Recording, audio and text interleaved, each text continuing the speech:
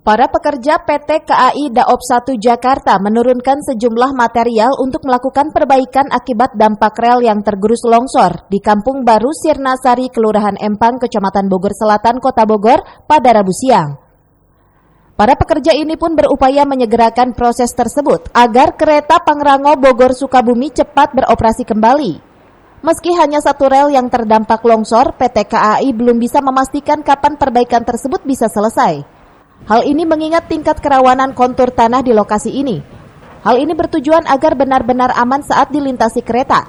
Sementara itu, Pemkot Bogor berencana akan merelokasi 17 jiwa ke rumah susun agar terhindar dari kemungkinan adanya longsor susulan.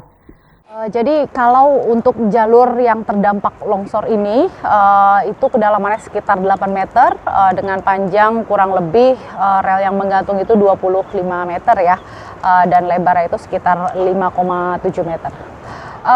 Kita upayakan segera, nanti akan kita update lagi ya. Kalau memang mudah-mudahan besok bisa diupayakan satu jalur yang sebelum yang tidak terdampak bisa difungsikan untuk operasional KA Pangrango, akan kita informasikan sore hari ini. Karena yang kita utamakan ini keselamatan dan keamanan perjalanan KA-nya ya. Korban atau yang terdampak kita siapkan rusunawa baik di Cibuluh maupun di Penteng Asri. Jadi silahkan nanti dikoordinasikan ya oleh lurah, Pak Lurah ada di sini, Pak Camat ada di sini, ada Pak Bu RW juga hadir.